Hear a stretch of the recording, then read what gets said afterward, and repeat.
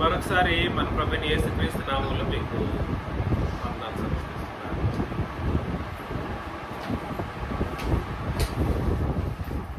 మన బైబిల్ తరగతిలో చివరి అంశం ప్రభువైన యేసుక్రీస్తు యొక్క ఔన్నత్యం.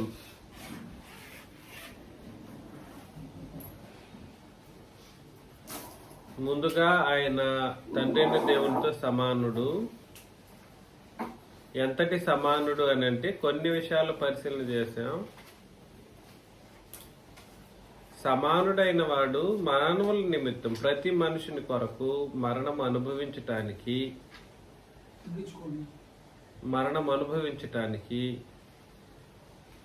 ఏ దేవదూతలైతే ఆయన ఆరాధించారో ఆ దేవదూతల కంటే తక్కువ వానిగా చేయబడ్డాడు. ఏ మానవ జాతి అయితే భూమి మీద ఉందో ఆ మానవ జాతి యొక్క పోలికను ఆయన ధరించడం.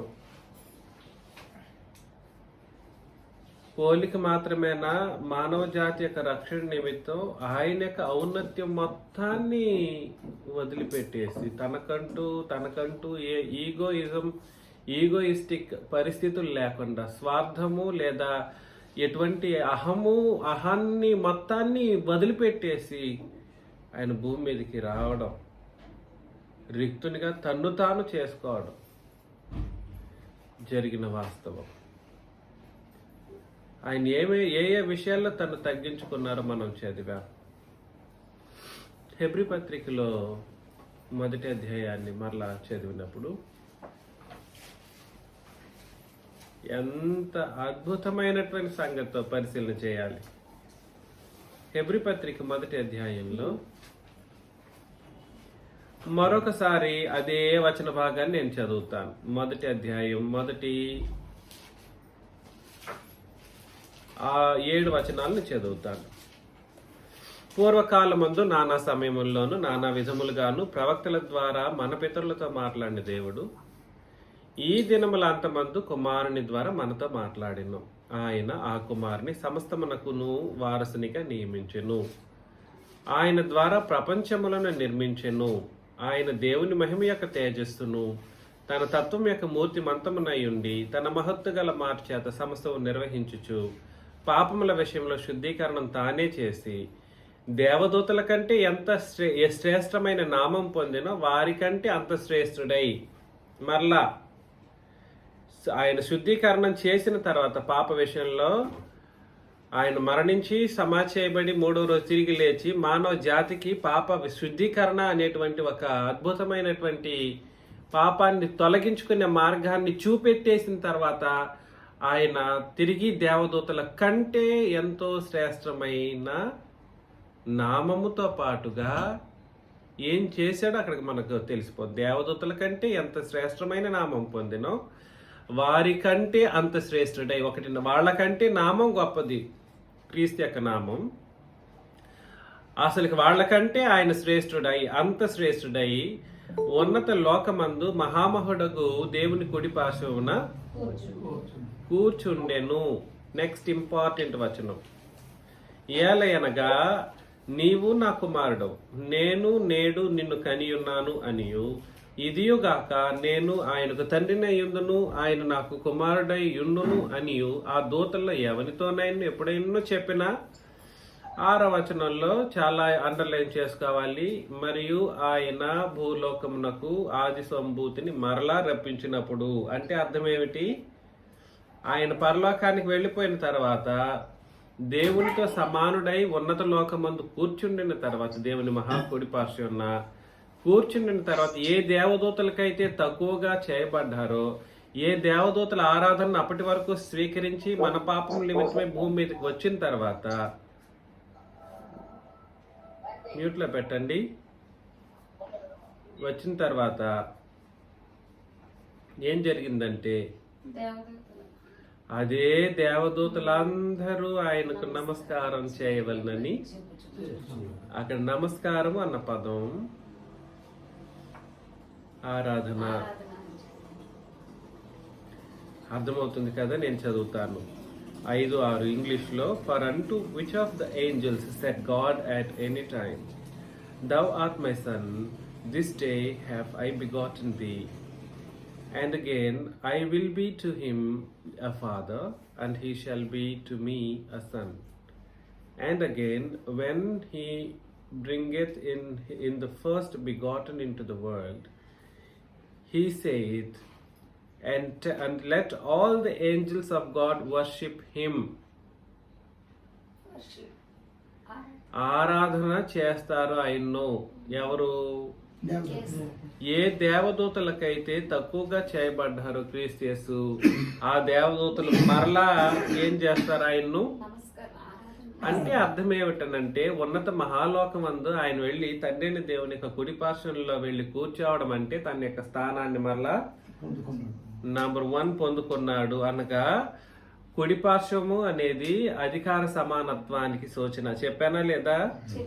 కాబట్టి తాను కోల్పోయినటువంటి అధికారం అనేది మరలా ఆయన పొందుకోవడం అనేది జరిగింది.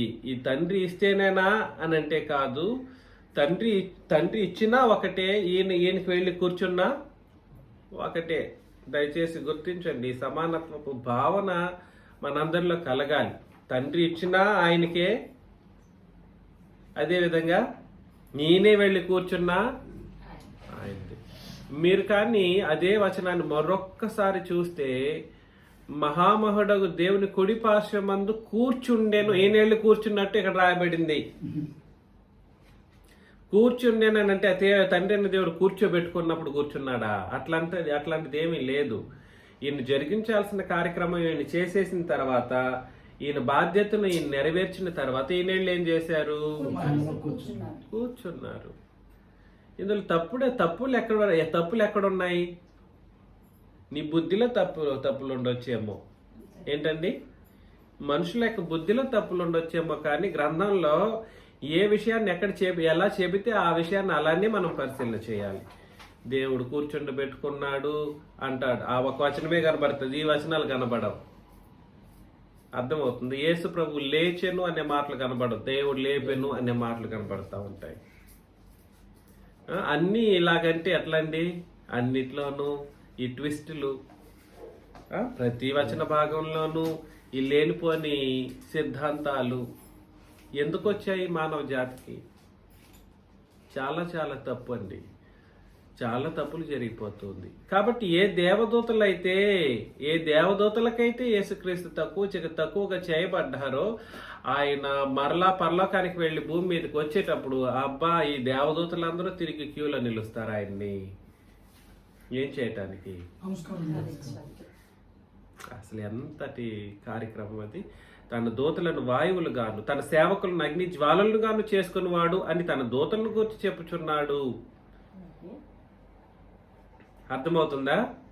తన దూతలను వాయువులను గాను, తన సేవకులను అగ్ని జ్వాలలుగాను చేసుకునేవాడు అని అని తన దూతలను గూర్చి చెప్పుచున్నాడు. కానీ తన కుమారుడిని గూర్చి అయితే, దేవా నీ సింహాసనం నిరంతరం నిలిచినది. సింహాసనం అన్నది నిరంతరము నిలిచినది. నీ రాజదండం న్యాయార్థమైనది అని అన్నాడు అనమాట. కాబట్టి ప్రభువైన క్రీస్తు యేసు యొక్క ఏలుబడి అది ఎల్లప్పుడూ ఉండేదా? Yes. Is there an end for it? No, there is no end for his reign. ఆయన యొక్క ఏలుబడి అనే దానికి ముగింపు అంటూ ఏమీ లేదు. ఈ rains all over the time frame and beyond the time frame too, in the eternity, in the upcoming eternity. ఎల్లప్పుడు ఏ దేవుడైతే దేవునితో సమానంగా ఉన్నప్పుడు, దేవాన్ని ఆయన పిలిచినప్పుడు, ఈయనేమో ఆయన ప్రభువా అని తండ్రిని దేవుడిని పిలిచిన పరిస్థితిని మనం చదివాం. నా ప్రభువుని నేను ఎల్లప్పుడూ చూచి ఉంటుంది. ఆయన నా కుడి పార్శ్వన ఉన్నాడు కనుక నేను కదల్చబడను అని ఏ దేవుడిని గురించి అయితే ప్రభువైన క్రీస్తు యేసు చెప్పారో, ఆ దేవుడే ఇప్పుడు ఏం చేశారంటే యేసు ప్రభుని, దేవా నీ సింహాసనము నిరంతరం నిలిచినది, నీ రాజదండము న్యాయార్థమైనది. నీవు నీతిని ప్రేమించితివి, దుర్నీతిని ద్వేషించితివి. అందుచేత దేవుడు నీ తోడి వారి కంటే నిన్ను హెచ్చించినట్లుగా ఆనంద తైలముతో అభిషేకించెను. ఇది జరిగింది వాస్తవం. గుర్తుపెట్టుకోండి, నీవు నీతిని ప్రేమించితివి, దుర్నీతిని ద్వేషించితివి అనే మాట ఎక్కడికి ఎక్కడ ఎక్కడ ఎక్కడ మాట అది?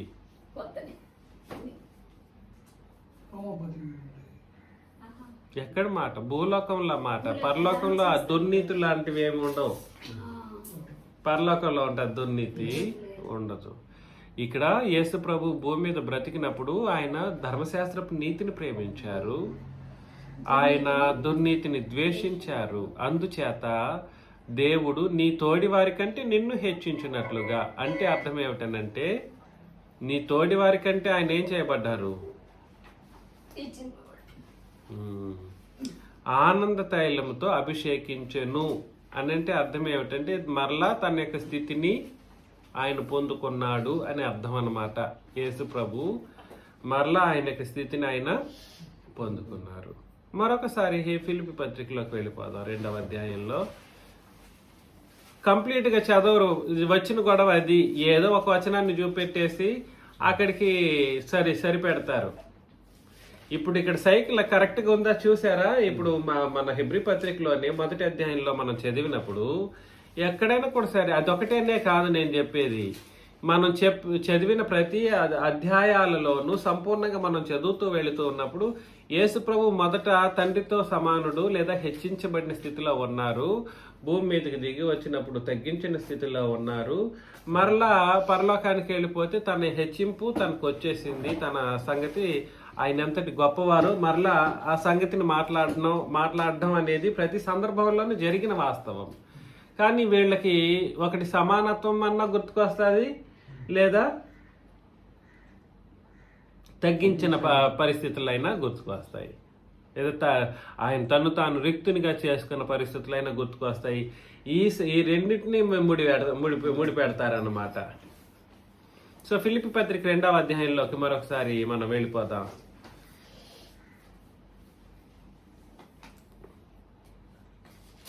5 నుండి ఇప్పుడు 11 వరకు చదవాలి, గుర్తుపెట్టుకోండి. ఎక్కడి వరకు? క్రీస్తు యేసునకు కలిగిన ఈ మనస్సు మీరును కలిగి ఉండుడి. ఆయన దేవుని స్వరూపం కలిగిన వాడయ్యుండి దేవునితో సమానముగా ఉండుట విడిచిపెట్టకూడని, కానీ మనుషుల పోలికగా పుట్టి దాసుని స్వరూపము ధరించుకొని తన రిక్తునిగా చేసుకునేడు. మరియు ఆయన ఆకారమందు మనుషులుగా కనపడి మరణం పొందినంతగా, అనగా శిలువ మరణం పొందినంతగా విధేయత చూపిన వాడై తను తగ్గించుకునేడు. అక్కడికి ఇంతవరకు తగ్గించుకొనిను అనే మాట వరకే మనం ఆలోచన చేస్తాం. మరలా హెచ్చించిన స్థితి నెక్స్ట్. అందుచేత ఎక్కడ? పరలోకమందున్న వారిలో గాని, పరలోకమందున్న వారిలో గాని అంటే ఎవరు అయి ఉంటారు అక్కడ? పరలోకమందు ఎవరెవరు ఉన్నారు? నేను పర్టికులర్ గా చెప్పను, మీరు ఏమనుకుంటారు అనుకోండి. పరలోకమందున్న వారిలో గాని అంటే తండ్రి లేడానే?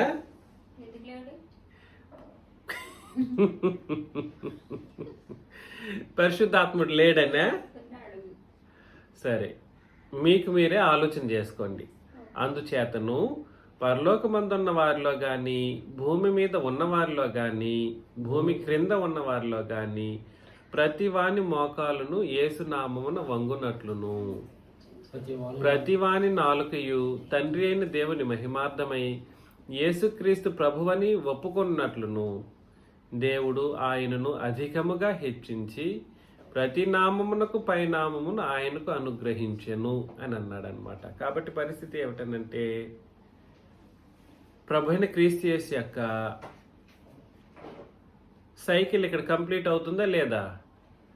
ఆయన అక్కడి నుండి వచ్చాడు, భూమి మీదకి వచ్చాడు, తగ్గించుకున్నాడు, తను తాను రిక్తునిగా చేసుకున్నాడు, వాస్తవం. అక్కడికి ఆగిపోతే ఎట్లాగా? ఏంటండి, అక్కడికి ఆగిపోతే ఎట్లా? ఈ సైకిల్ 11వ వచనం వరకు చదివితేనే గాని కంప్లీట్ కాదు. ఏ సైకిల్? ఆయనక ఔన్నత్యం అనేటువంటి సైకిల్ అనేది 11వ వచనం వరకు చదవాలి. ఇప్పుడు కూడా మనం అక్కడ చదివాం చూడండి. ఏ దేవదూతలకైతే తక్కువగా చేయబడ్డాడో ఆ దేవదూతలు ఆయన ఏం చేస్తారు? నమస్కరిస్తారు, ఆరాధన చేస్తారు. ఏ అధికారాన్ని అయితే ప్రభుని క్రీస్తు కోల్పోయి భూమి మీదకి వచ్చారో అధికారం మరలా అధికారమేనా? దేవుని మహిమార్థమై దేవుణ్ణి ఎవడైనా ఇక మీదట మహిమపరచాలంటే ప్రతివాని నాలుకయు తండ్రిని దేవుని మహిమార్థమై యేసుక్రీస్తు ప్రభువని ఒప్పుకోవాల్సిందే. ఎవడైనా దేవుణ్ణి మహిమపరచాలి అని అనుకుంటే ముందు ఒప్పుకోవాల్సిన ఆయన ఎవరు? యేసు ప్రభు. దేవుడు ఆయనను అధికముగా హెచ్చించి ప్రతి నామమునకు పైనామమును ఆయనకు అనుగ్రహించును. యెహోవా అన్న నామము రాయబడకపోవడానికి కారణం ఏమిటి? క్రొత్త నిబంధనలో అంటే ఒకటి లాంగ్వేజ్ అనొచ్చేమో, కానీ లాంగ్వేజ్ అన్నది పేరుని బట్టి మారదు. అది కూడా గుర్తుపెట్టుకోండి. ఒకవేళ పేరుని బట్టి మారినా కూడా సరే, ఆయనకంటూ ప్రత్యేకమైనటువంటి గ్రీకు పేరు ఉండాలన్నా ఉండకూడదా? ఉండాలి. సో అట్లాంటిది ఏమీ రాయబడలేదు. ఏదేమైనప్పటికీ గుర్తుపెట్టుకోండి, ఇక నామం అంటూ పరలోకంలో కానీ భూలోకం కానీ సముద్రంలో కానీ భూమి క్రింద కానీ ఇంక నామం అంటూ హెచ్చైన నామం అంటూ ఒకరిదే. ఎవరిది? నామం అనేది అధికార సూచన. మరలా చెబుతున్నాను, నామం అనేది దేనికి సూచన? అధికార సూచన. అంటే అర్థం ఏమిటనంటే యేసు ప్రభువు తన రాజ్యాన్ని ఏలుబడి చేసే పరిస్థితి మరలా తను పొందుకున్నటువంటి స్థితి అన్నమాట. సైకిల్ ఎంత కంప్లీట్ అవుతుంది? మనం అక్కడ కూడా చదివాం. ఎక్కడ? నా ప్రభు నా ప్రభుతో చెప్పాను ఏమని? నువ్వు నా కుడి పార్శ్వన కూర్చుండు ఎప్పటి వరకు? నేను నీ శత్రువులు నీ పాదములకు పాదపీఠముగా చేయ వరకు. ఎందుకంటే నువ్వు చేయాల్సింది నువ్వు చేసావు, నేను చేయాల్సింది నేను చేయాలి. సో ఎవరి బాధ్యతలను వాళ్ళు, ఎవరి సంకల్పాన్ని ఎవరి బాధ్యతలతో నెరవేర్చాలనో వాళ్ళ బాధ్యతలు నెరవేరుస్తూ ఉన్నప్పుడు మానవ జాతి ఒకరిని తక్కువ మరొకరిని ఎక్కువ అని ఆలోచన చేసే కోణంలో ఈ భౌతికమైనటువంటి విధి విధానాలను బట్టి దైవత్వాన్ని సహితం తృణీకరించేంత విశ్వాస భ్రష్టులైపోతూ ఉండడం నేడు బాధాకరమైన పరిస్థితి. ఇది విశ్వాస భ్రష్టత్వం. దైవత్వాన్ని తృణీకరించడం అంటే దేనికి నాందేది? చాలా చాలా దారుణమైనటువంటి భ్రష్టత్వానికి నాంది అన్నమాట. దయచేసి గుర్తించండి. మన ప్రభువైన క్రీస్తు యేసు భూమి మీదకి వచ్చిన విషయం వాస్తవం. ఆయన బ్రతికిన నిబంధన వేరు. ఆయన బ్రతికిన కాలంలో ఆయన యొక్క గొప్పతనం ఏమిటో ఆయన బోధలను చూస్తే మనకు తెలిసి వస్తుంది. అయితే ప్రభువైన క్రీస్తు యేసు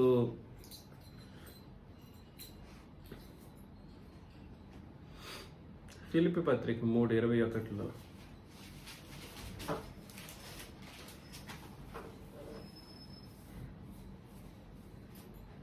సమస్తమును తనకు లోపరుచుకున్న జాలని శక్తిని బట్టి ఆయన మన దీన శరీరమును తన మహిమగల శరీరమునకు సమరూపము గల దానిగా మార్చును. సో హెచ్చించబడినప్పుడు ఆయనకి ఎలాంటి శక్తి ఉంది? మనుషులు ఇది ఎందుకు అర్థం చేసుకోలేకపోతారు? తిరిగి ఒప్పుకుంటానంటారు, మారరు. ఈ వచనాన్ని వద్దని కాదని ఎవరు చెప్పారు అని అంటారు. మరలా తిరిగి మొండికేస్తారు, మేకప్ చేస్తారు ఆ వచనాన్ని తీసుకెళ్ళి. ఇది తప్పని మేము యేసు ప్రభుకి శక్తి లేదని అనము అంటారు. తీరా చూస్తే తండ్రి అయిన దేవుని మీదనే వీళ్ళ దృష్టి ఉంటుంది. ఇన్ని గాల్లో కలిపేస్తుంటారు. ఎంత ఒక ఏమంటారు దీన్ని? వేషధారణతో కూడినటువంటి మోసపూరితమైనటువంటి బోధలై ఉంటాయి ఇవి. కాబట్టి ప్రభువైన క్రీస్తు యేసు యొక్క మహాశక్తి దేన్నైనా ఏం చేయగలుగుతుంది? సమస్తమును లోబరుచుకోగలిగినటువంటి శక్తి. ఆయన మహాశక్తి.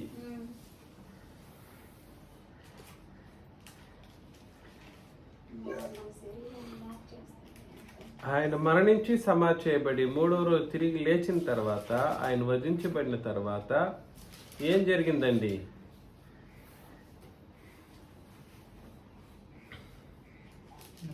తన దీన శరీరము ప్రకటన గ్రంథం 5వ అధ్యాయంలో, ప్రకటన గ్రంథం 5వ అధ్యాయము 9 నుండి చివరి వచనాల వరకు చదవాలి. చెప్పిందే, మనకు తెలిసిందే. ఆ పెద్దలు ఆ గ్రంథం తీసుకొని దాని ముద్రలు ఇప్పుడు యోగ్యుడు నీవు వధింపబడిన వాడివై నీ రక్తం ఇచ్చి ప్రతి వంశంలోను ఆయా భాషలు మాట్లాడేవారిలోను ప్రతి ప్రజలోను ప్రతి జన్మలోను దేవుని కొరకు మనుషులను కొని మా దేవునికి వారిని ఒక రాజ్యముగాను యాజకులుగాను చేసింది కనుక అక్కడ వరకే ఆపేస్తే తప్ప రైటా? మా దేవునికి ఏం చేశారంట? రాజ్యముగాను యాజకునిగాను చేసి యాజకులుగాను చేసేవి అని అన్నాడు. అక్కడ వరకు ఆపేస్తే అయిపోతుందా? చెప్పేటోళ్ళందరూ కూడా అక్కడి వరకు ఆపేశారు. అక్కడ నుండి తిరిగి పైకి వెళ్ళట్లేదు. ఇంక చదవటం అనేది కుదరట్లేదు. అక్కడ నువ్వు వధింపబడిన తర్వాత జరిగిన సంగతే. అవునా అండి? వధింపబడిన వాడవై నీ రక్తం ఇచ్చి ప్రతి వంశములోను ప్రతి ఆయా భాషలు మాట్లాడే వారిలోను అని అన్నాడు. వీళ్ళని యేసు ప్రభు తండ్రిని దేవునికి రాజ్యంగాను యాజకులుగాను చేసిన విషయం వాస్తవం. అక్కడికే కాదు ఆగిపోవాల్సింది. నెక్స్ట్ వచనంలో, కనుక భూలోకమందు ఏలుదురు కొత్త పాట పాడు. మరియు నేను చూడగా సింహాసనమున జీవులను పెద్దలను ఆవరించి ఉన్న అనేక దూతల స్వరము వినబడాను. వారి లెక్క కోట్ల కొలదిగా ఉండెను. వారు వధింపబడిన గొర్రె పిల్ల. ఇప్పుడు చూడండి మరలా, వధింపబడిన గొర్రె పిల్ల శక్తి, ఐశ్వర్యం, జ్ఞానం, బలమును, ఘనతయు, మహిమయు, స్తోత్రము పొందిన అర్హుడని గొప్ప స్వరముతో చెప్పుచుంది. చెప్పేశాడా? గొర్రె పిల్ల ఎట్లాంటి గొర్రె పిల్ల అది? శక్తియు, ఐశ్వర్యము, జ్ఞానము, బలము, కాబట్టి వధింపబడినటువంటి గొర్రె పిల్లను శక్తి లేకుండా శక్తిహీనం చేయటం దేన్ని బట్టి? భూమి మీద బ్రతికిన దాన్ని బట్టి. వధింపబడిన గొర్రె పిల్ల గురించి మాట్లాడరు వీళ్ళు. వధింపబడక ముందున్న గొర్రె పిల్ల గురించి మాట్లాడుతూ ఉంటారు.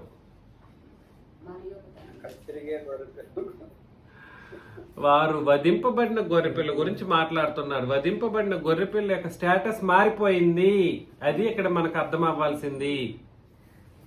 ఎలాంటి గొర్రెపిల్ల వధింపబడిన తర్వాత? అది శక్తి కలిగిన గొర్రెపిల్ల, మహైశ్వర్యం, మహాజ్ఞానం, బలం అని అంటే మనం చెప్పలేనంత బలం, ఘనత, మహిమ, స్తోత్రం అనేటువంటి మాట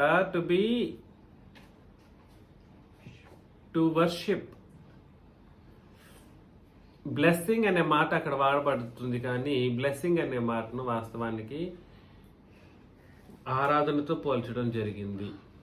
స్తోత్రం అనే మాట బ్లెస్డ్ బి అనేటువంటి ఒక పదజాలంతో వాడుతూ ఉంటారు సామాన్యంగా. కానీ బ్లెస్డ్ బి అని అన్నా, లేదా తెలుగులో స్తోత్రము అని అన్నా, లేట్రియా అనేటువంటి ఒక పదజాలం, గ్రీకు పదజాలం ఏదైతే ఉందో ఆ పదజాలంతో రాయబడటం జరిగిందనమాట. ఏ పదజాలము? గ్రీకు పదం, లేట్రియా అనేటువంటి గ్రీకు పదజాలం. వీళ్ళందరూ ఒక ఏం పదజాలం వాడతారు? ప్రుస్కునియో లేదా ప్రుస్కైనియో అనేటువంటి ఒక పదజాలాన్ని వాడతారు. ప్రుస్కునియో అని అంటే ఆరాధన, ఆరాధన, ఆరాధన. ఇక్కడ స్తోత్రం అని చెప్పబడినటువంటిది వాస్తవానికి లేట్రియా అనేటువంటి ఒక ఆరాధన పద్ధతికి సంబంధించింది. దయచేసి గుర్తించండి. పొందనర్హుడని గొప్ప స్వరముతో వధింపబడిన తర్వాత ఆయన స్టేటస్ మారిపోతే ఆయనకి దేనికి అర్హుడో చెప్పేశాడు. ఇది ఎందుకు మనుషులు గుర్తించలేకపోయారు? ఈ వచనాన్ని కొన్ని వందల సార్లు చదివి ఉండొచ్చేమో మనోళ్ళందరూ, కానీ ఆయనకు స్తోత్రం చెల్లించే కోణంలో కార్యం చేసినట్లుగా మనకు కనబడదు. ఆఖరికి యేసు ప్రభువుని ఆరాధనకు పాత్రుడని చెప్పినటువంటి రత్నకిషోర్ లాంటి వాళ్ళు లేదనంటే అతని అనుచరులో కూడా సరే యేసు ప్రభుకి కనీసం ప్రార్థనలో స్తోత్రం చెల్లించిన దాఖలాలు కనబడతాయా? ఇదంతా ఏం బోధలు?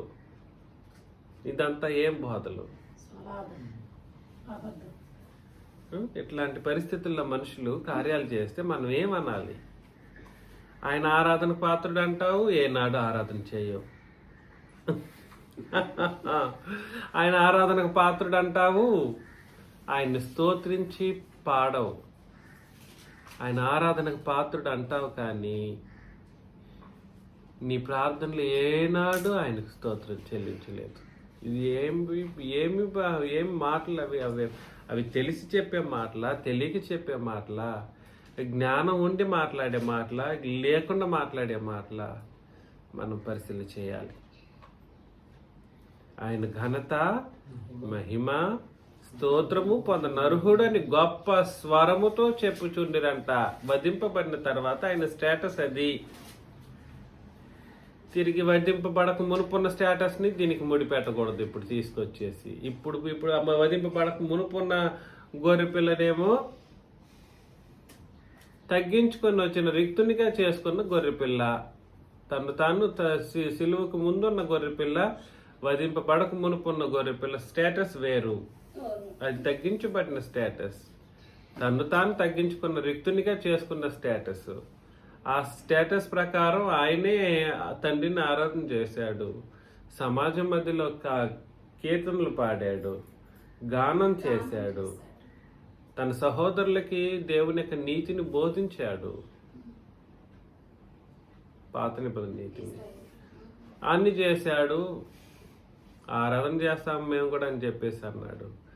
అన్నంత మాత్రాన ఆ వధింపబడక ముందున్న గొర్రె పిల్లను తీసుకొచ్చేసి వధింపబడిన గొర్రె పిల్ల యొక్క స్టేటస్తో మనం కలపడానికి అవకాశాలు ఉన్నాయా?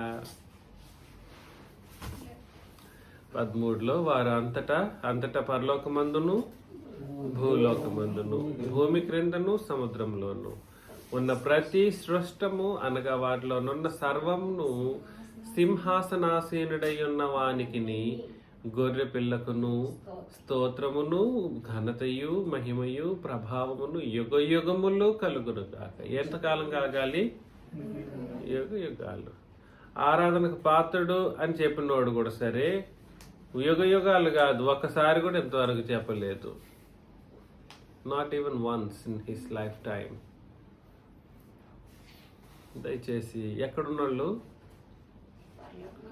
పరలోకంలో ఉండని, భూలోకంలో ఉండని, సముద్రంలో ఉండని, భూమి క్రింద ఉండని ప్రతి సృష్టము ఏం చేయాలంటండి? వాటిలో ఉన్న సర్వమును సింహాసనాసీనుడై ఉన్న వానికి నీ గొర్రె పిల్లకును. సరే ఇవి ఓకే, భూమి క్రింద సమస్త జనాలు రావాలని అనడం వాస్తవం. కానీ రక్షించబడిన జనాంగం కూడా చెప్పకపోతే ఎట్లాగా? భూమి క్రింద ఉన్న సమస్త సృష్టి అనేసి అన్నాడు, సర్వము అని చెప్పేసి అన్నాడు. సర్వము అనే మాటలో అందరూ ఉన్నారు, అన్నీ ఉన్నాయి. కానీ భూమి మీద ఉన్నటువంటి మానవ జాతిలో ఈయన నమ్ముకున్నామని చెప్పేవాళ్ళు కూడా సరే, మేము రక్షించబడ్డామని చెప్పుకునే వాళ్ళు కూడా సరే ఈ కార్యాన్ని జరిగిస్తూ ఉన్నారా?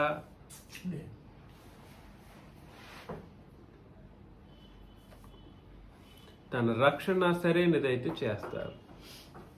ఏది పొందుకున్న రక్షణ కరెక్ట్ అయింది అనుకోండి, అంటే క్రీస్తుని గురించి తెలుసుకోవాల్సిన విషయాలను తెలుసుకొని ఆయనకు ఔన్నత్యాన్ని గుర్తించి చేసిన వాళ్ళు ఏం చేస్తారంటే, ప్రకటన గ్రంథంలో 7వ అధ్యాయం 9-10 వచనాలు, 9, 10, 11. అటు తర్వాత నేను చూడగా ఇదిగో ప్రతి జనములో నుండి, ప్రతి వంశంలో నుండి, అన్ని ప్రజల్లో నుండి, ఏ భాష మాట్లాడేవారైనా పర్లేదు అని వచ్చి ఎవడును లెక్కింపజాలని ఒక గొప్ప సమూహం కనబడేది. ఎవడును దీనికి 1,44,000 మంది సంగతులు తిరిగి మూడి పెడతారు, అది వేరు. ఇక్కడేమో ఏమన్నాడు? ఎవడును లెక్కింపు అంటే ఎంత జ్ఞానవంతుడైనా కూడా సరే ఈ లెక్కలు వేయలేడు. లెక్కింపజాలని ఒక గొప్ప సమూహము కనబడిను. వారు తెల్లని వస్త్రం ఏంటదో ఆ తెల్లని వస్త్రాలు, ఎలాగ తెల్లని వస్త్రాలు, వీళ్ళ గురించి మరికొన్ని వచనాలు చదివినప్పుడు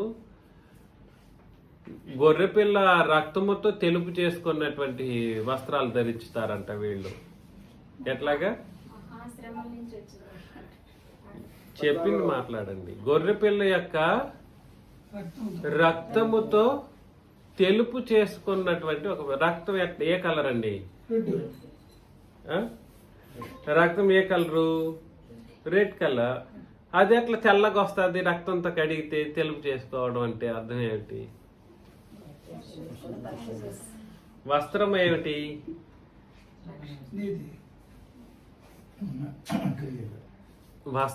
వస్త్రం అనేది ఏంటి? వస్త్రం ఏమిటి? ఈ వస్త్రాలు ధరించుకోవడం అంటే ఏమిటి? ఇవన్నీ ఆలోచన చేద్దాం. కాకపోతే ఎర్రటి రక్తంతో కడుగుబడితే తెల్ల కావడం అనేది ఇది వాస్తవంగా మనం పరిశీలన చేయవలసిన ఒక విషయం. ఖచ్చితంగా చెబుతాం. కాకపోతే విషయం ఏమిటంటే వారు తెల్లని వస్త్రములు ధరించుకున్న వారై ఖర్జూరపు మట్టలు చేత పట్టుకొని సింహాసనం ఎదుటను గొర్రెపిల్ల ఎదుటను. చూసారా? సింహాసనం ఎదుటను. సింహాసనం ఎదుట అంటే ఎవరున్నారని? తండ్రి దేవుడు ఉన్నారని. అక్కడే ఎవరు కూడా ఉన్నారని?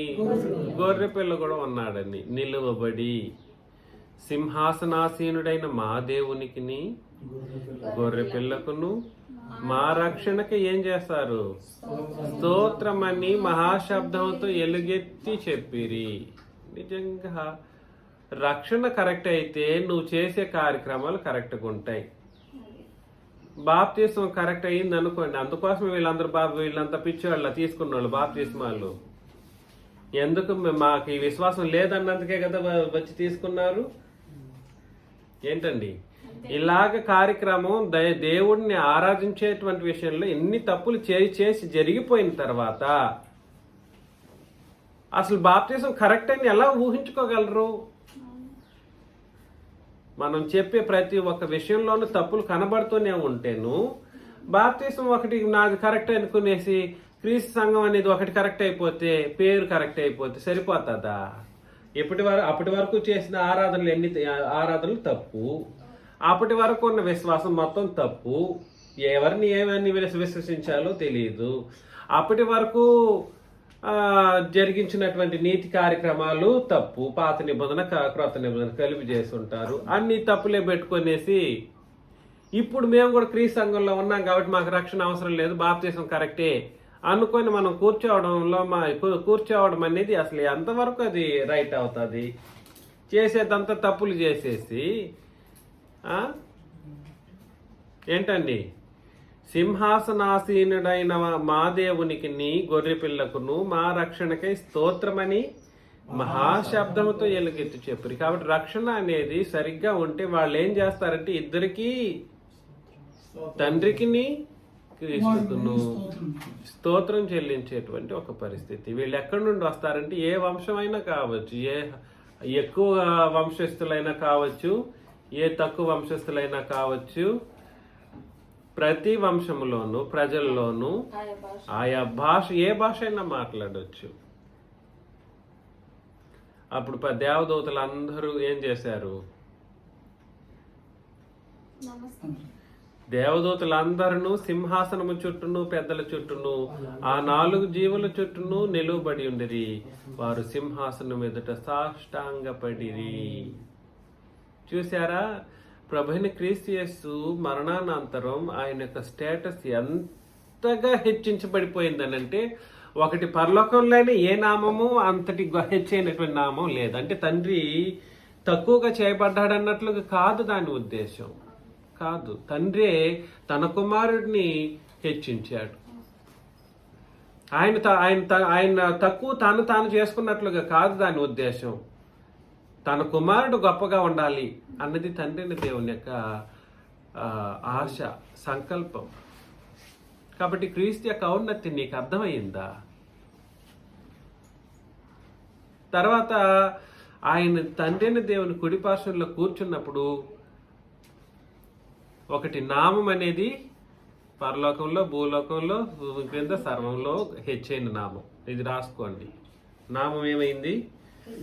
పరలోక, భూలోక, సముద్ర, తర్వాత భూమి క్రింద సర్వ సృష్టములో పేరు పొందిన ప్రతి నామం కంటే హెచ్చైన నామం క్రీస్తుది.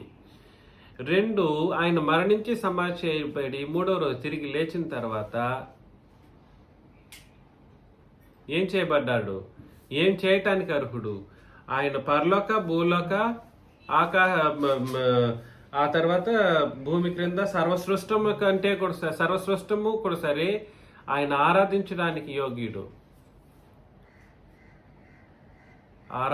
ఆరాధన పొందటానికి యోగ్యుడు. ఆయన మరణించి సమాధి చేయబడి వధింపబడి తిరిగి లేచి వెళ్ళిన తర్వాత ఏ దేవదూతలకంటే తక్కువగా చేయబడ్డాడో ఆ దేవదూతలే మరలా ఆయన ఆరాధించేటువంటి పరిస్థితి. ఏ దేవదూతలే కాదు, తెల్లని వస్త్రములు ధరించుకున్న సమస్త మానవాళి, ఏంటిది?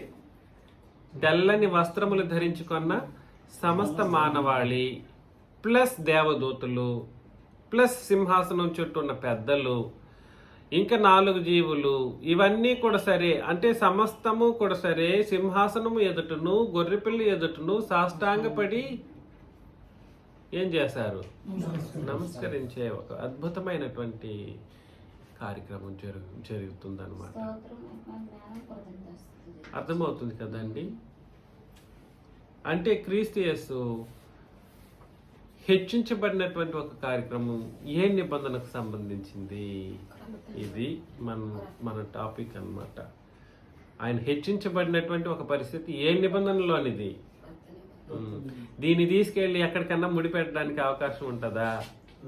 ఇక్కడ గాల్లో కలిపేసి క్రొత్త నిబంధన ఏమిటో తెలియదు వాస్తవానికి మనుషులకి. ఇది ఏమిటో కూడా తెలియదు. ఎక్కడ ప్రారంభమైంది తెలియదు, ఎక్కడ ముగించబడింది తెలియదు. తెలియకుండా యేసు ప్రభు యొక్క ఔన్నత్యం గురించి మాట్లాడడానికి గట్టిగా గొంతు చించుకొని చెప్పేసినంత మాత్రాన అంత ఇదైపోతుంది, ఒకటైపోతుందా? అందుకని దయచేసి గుర్తించండి, మనోళ్ళు ఎటు పడితే అటు మాట్లాడడం అనేది జరుగుతూ ఉంది. ఆయన సాదాసీదాగా ఇప్పటికీ Eluru Jashuva and group members మన సహోదరుడు. ఏంటి నీ సహోదరుడు? ఎక్కడి సహోదరుడు? దానికి అక్కడ యేసు ప్రభు పాత నిబంధనలో చెప్పిన మాట ఒకటి ఉంటుంది, ఎవడైతే నా తండ్రి చిత్తం ప్రకారం చేస్తారో వాళ్ళే నా తల్లియు నా సహోదరులను అని అంటారు యేసుక్రీస్తు. తండ్రి అనే మాట వాడరు అక్కడ, తండ్రి అనే మాట వాడరు, ఎందుకంటే ఆయన తండ్రి. నా తల్లి నా సహోదరులు అనే మాట యేసు ప్రభు వాళ్ళని ఉద్దేశించి చెప్పాడు. అది ఇంతకు ముందు కూడా మనం చదివాం. హెబ్రీ పత్రిక 2వ అధ్యాయం 9 నుండి కూడా అదే వచనాన్ని చదివాం. నా సహోదరుల మధ్య నీ నామమును గానం చేతును, వాళ్ళు నా సహోదరులకు వివరింతును అన్నటువంటి మాటలన్నీ కూడా సరే ఆ ఇశ్రాయేలు అనే సహోదరులతో చెప్పుకున్నటువంటి మాట. అది శరీర బాంధవ్యాన్ని బట్టి జరిగింది, శరీర బాంధవ్యాన్ని బట్టి. అర్థమవుతుంది కదా నేను చెప్పేది? దాన్ని తీసుకెళ్ళి శరీర బాంధవ్యాన్ని తీసుకెళ్ళి క్రీస్తు యొక్క దేవత్వాన్ని ముడిపెడితే ఎట్లా ఉంటుంది? దేవత్వాన్ని ముడిపెట్టి ఇప్పుడు దేవత్వాన్ని తృణీకరించేటువంటి విధంలో యేసు ప్రభు నా సహోదరుడు, నా పెద్ద అన్నయ్య,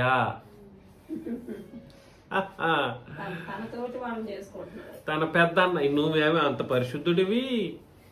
అసలు ఎట్లా ఉందండి మనుషుల యొక్క పోకడ, ఎట్లా పోతుందో నాకు తెలియట్లేదు. ఒకడేమో పెద్ద అన్నయ్య అంటాడు, ఒకడేమో నా సహోదరుడు అని అంటాడు. మనకందరికీ సహోదరుడు అన్న అంటాడు, ఇంకొకడు ఇంకేదేదో చెప్తాడు. శరీర బాంధవ్యాన్ని బట్టి యేసు ప్రభు సహోదరులను చెప్పిన దాన్ని ఇక్కడ ముడిపెట్టడానికి అవకాశం. అందుకని ఖరాఖండితంగా చెప్పేశాడు పౌలు. ఏమని చెప్పాడు? రోమపత్రిక 9 రోమాపత్రిక 9. ఆహా, శరీరాన్ని బట్టి ఆలోచన చేయకూడదు అని అంటాడు అక్కడ. ఇతరులు ఆ వీరివారు 9వ అధ్యాయం 5వ వచనం. ఇతరులు వీరివారు శరీరమును బట్టి, వాస్తవానికి శరీరమును బట్టి క్రీస్తు వీరిలో పుట్టాను. వారిలో పుట్టిన విషయం వాస్తవం. ఈయన సర్వాధికారైన దేవుడై ఉండి నిరంతరం స్తోత్రార్హుడై ఉన్నాడు. ఆమేన్. అయితే చాలు. అయితే దేవుని మాట తప్పిపోయినట్టు కాదు. ఇశ్రాయేలు సంబంధులందరూ ఇశ్రాయేలీలు కారు. అబ్రహాం సంతానమైనంత మాత్రం చేత అందరిని పిల్లలు కారు గాని ఇస్సాకు వలనైనది నీ సంతానం అనబడును. అనగా శరీర సంబంధులైన పిల్లలు దేవుని పిల్లలు కారు గాని వాగ్దాన సంబంధులైన పిల్లలు సంతానమని ఎంచబడును. కాబట్టి వీళ్ళందరూ యేసు ప్రభు శరీరధారిగా సహోదరుడు, మీరు నా సహోదరులై ఉంటారు, ఎవరైతే నా తండ్రి చిత్తం ప్రకారం ఉంటారో వాళ్ళు నా సహోదరులు, నా తల్లి అలా ఉంటారని చెప్పేసి అన్నంత మాత్రాన ఆ శరీర సంబంధాన్ని బట్టి యేసు ప్రభు చెప్పిన మాటలను తీసుకెళ్ళి నాది నా సహోదరుడు, నా అన్నయ్య, పెద్ద అన్నయ్య అంట ఆయన, సర్వప్రపంచానికి పెద్ద అన్నయ్య అని చెప్పుకోవడం ఆయన యొక్క దేవత్వాన్ని తృణీకరించేటువంటి ఎట్లా అండి? అది ఎలా సాధ్యం అవుతుంది? అసలు నీ స్టేటస్ ఎక్కడ, ఆయన స్టేటస్ ఎక్కడ? దేవదూతలందరూ పూజించేవాడు ఆయన, నువ్వే పూజించాలి. నువ్వు పూజించే నువ్వు పూజించాలి యేసు ప్రభువుని, ఆరాధన చేయాలి. ఆరాధించవలసిన యేసుక్రీస్తుని, ఆరాధించవలసినటువంటి యేసుక్రీస్తుని అక్కడ చూడకుండా నీతో సమానంగా ఎట్లా చేసుకుంటావు? ఎట్లా పోతుంది ప్రపంచం? అసలు నీలో ఉన్నటువంటి పరిస్థితి ఎట్లయినా ఏమన్నా ఊహించుకోవడానికైనా ఉంటుంది. మనలో ఉన్న తప్పిదప్పు కార్యక్రమాలను బట్టి మన ప్రభువుని ఊహించుకుంటే అసలు సమానత్వం, మనకు ఆయనకు సమానత్వం అని అది ఊహించడానికి కూడా అసలు కుదరట్లేదు నాకు. అయితే అసలు ఎట్లా జీర్ణించుకొని ఆ మాటను చెప్తారు వీళ్ళు? బైబిలే చదవడం రానోళ్ళు కూడా అట్లాంటి మాటలు మాట్లాడడం ఏమిటో నాకు అర్థం కావట్లేదు. ఎంత దారుణంగా మాట్లాడతారు మనుషులు. అనేకులైన సహోదరులలో జ్యేష్ఠుడగునట్లు అన్నబడిన మాట వాస్తవం. అది ఎందుకు చెప్పడం జరిగిందనంటే, ఎప్పుడైతే నీవు ఆ వచనం చదువుతాం రోమిలకు రాసిన పత్రికలో 8వ అధ్యాయం, రోమిలకు రాసిన పత్రిక 8వ అధ్యాయం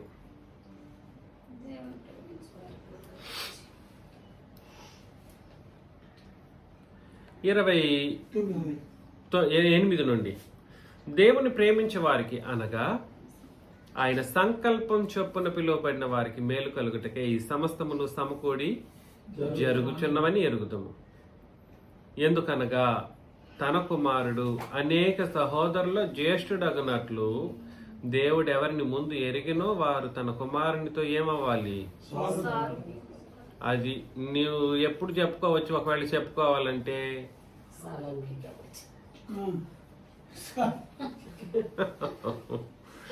యేసుక్రీస్తు నువ్వు నిలబెడితే, యేసుక్రీస్తు నిన్ను నిలబెడితే ఎలా ఉండాలి? సమానంగా. ఎవరు యేసుక్రీస్తు అబ్బా? మానసా గారు యేసుక్రీస్తా, ఆయన యేసుక్రీస్తా అన్నట్లుగా నాకు కన్ఫ్యూజ్ అవ్వాలన్నమాట. ఎట్లాగా?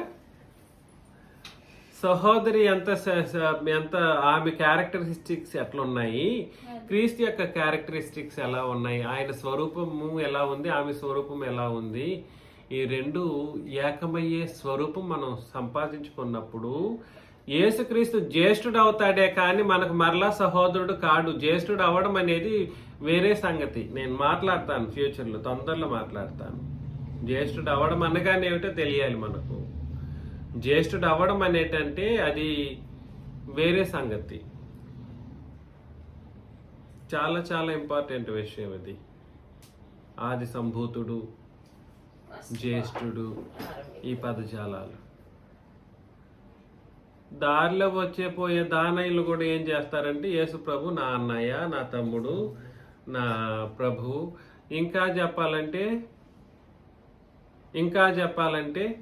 ఎమోషనలైజ్డ్ బేస్లు చేసేవాళ్ళు యేసు తండ్రి,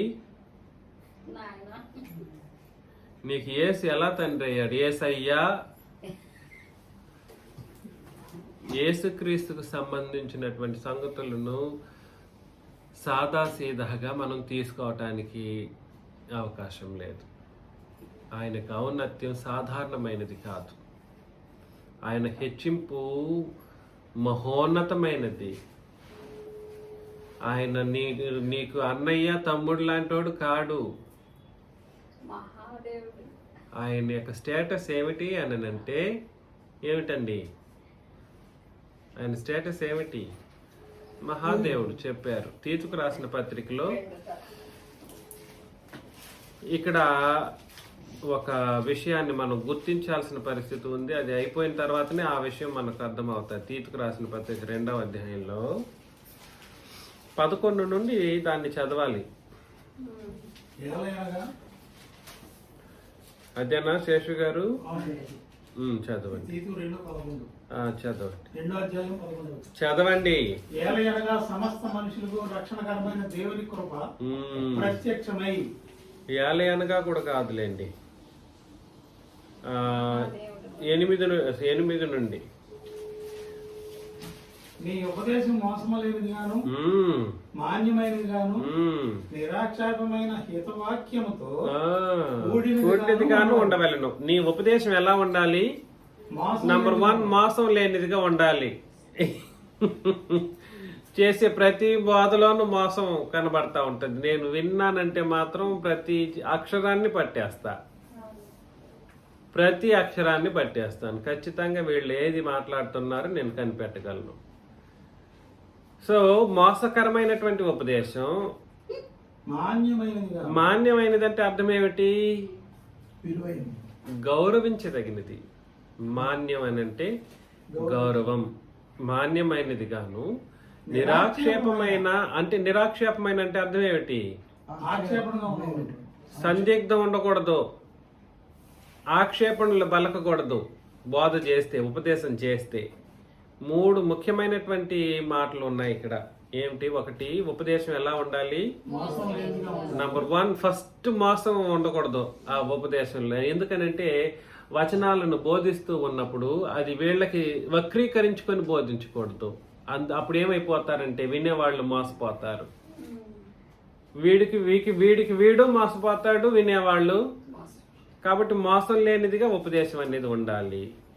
2, గౌరవించదగినట్లుగా బోధించాలి. 3, నిరాక్షేపమైనది అంటే అందులో లోటుపాట్లు ఉండకూడదు, తప్పులు వెతికేటట్లుగా ఉండకూడదు. నిరాక్షేపమైనది అంటే అర్థం ఏమిటంటే తప్పులు ఉండకూడదు బోధలో. నిరాక్షేపమైన హితవాక్యముతో కూడినదిగా ఉండవలెను అని అంటే అర్థం ఏమిటండి? నీవు చేసేటువంటి ఉపదేశం క్రొత్త నిబంధన బోధ ప్రకారమే చూసుకోవాలి అని దాని అర్థం అన్నమాట. హితవాక్యము అని అంటే అర్థం ఏమిటి? హితవాక్యము అంటే అర్థం ఏమిటి? క్రొత్త నిబంధన వాక్యంతోనే ఉపదేశం అనేది చేయాలి. క్రొత్త నిబంధన వాక్యంతో కలపకుండా క్రొత్త నిబంధన వాక్యంతోనే మాట్లాడకపోతే అది ఏం బోధగా మారిపోతుంది? మోసకరమైన బోధగాను. ఎందుకనంటే కీర్తనల గ్రంథంలో ఒక వచనాన్ని చూపెట్టాడు అనుకో, నీ పిల్లలు, నీ లోగిట, నీ భార్య ఎలా ఉంటారు? ఒలివ మొక్కల వలె ఉందురు అని అన్నాడు అనుకోండి, ఏమైపోతారు ఎదుటోళ్ళు?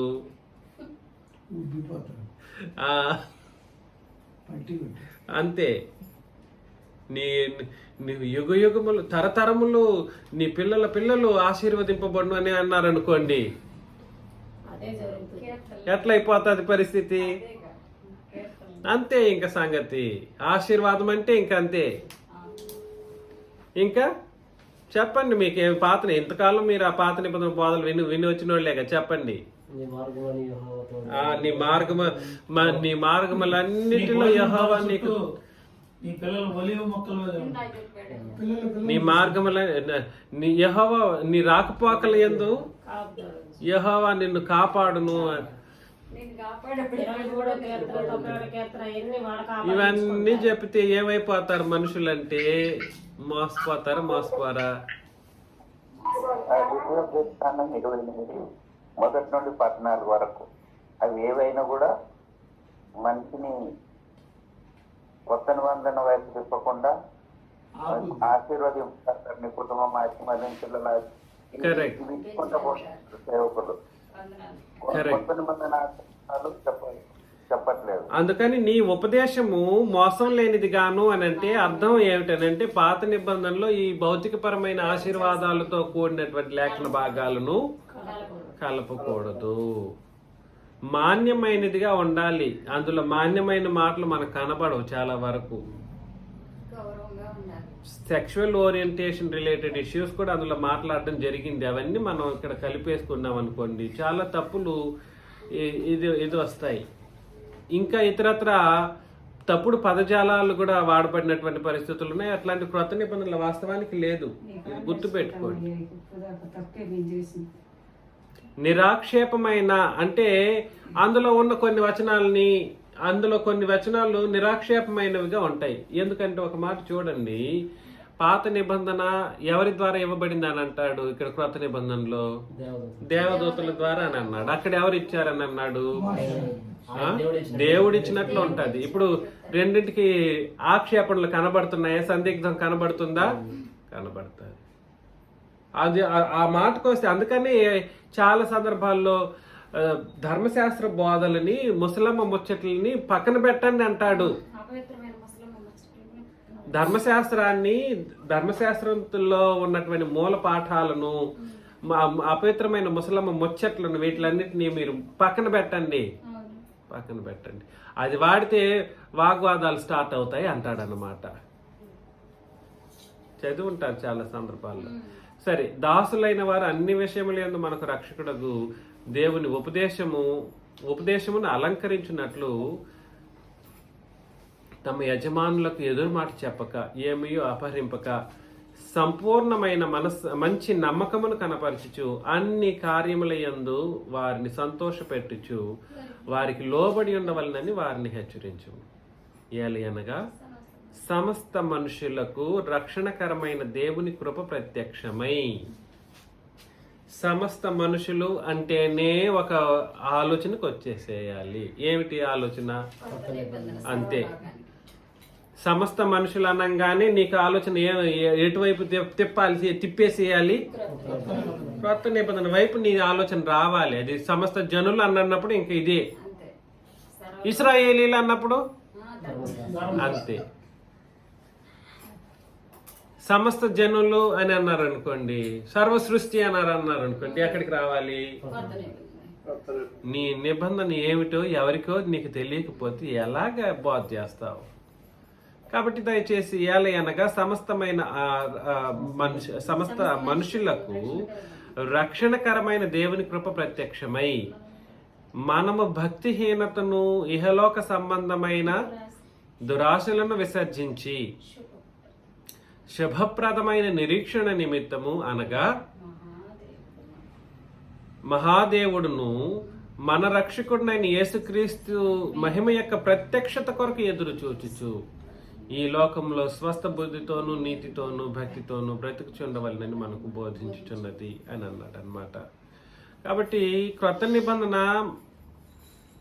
వచ్చేసిన తర్వాత ఈ రక్షణకరమైనటువంటి దేవుని కృప ప్రత్యక్షమైంది. క్రొత్త నిబంధనలో ఏమొచ్చింది? రక్షణకరమైనటువంటి దేవుని కృప ప్రత్యక్షమై మనం భక్తిహీనతను, ఇహలోక సంబంధమైన దురాశలను విసర్జించి శుభప్రదమైన నిరీక్షణ నిమిత్తం అనగా, శుభప్రదమైన నిరీక్షణ అనగానేమిటి? ఒక డెఫినేషన్ చెప్తున్నాను, ఎవరైనా క్యాచ్ చేసుకునే వాళ్ళు చేసుకోవచ్చు. శుభప్రదమైన నిరీక్షణ నిమిత్తము అనగా మహాదేవుడును మన రక్షకుడినైన యేసుక్రీస్తు మహిమ యొక్క ప్రత్యక్షత కొరకు ఎదురుచూపు. నిరీక్షణ అంటే ఏమిటి? ఎదురుచూపు. యేసు ప్రభు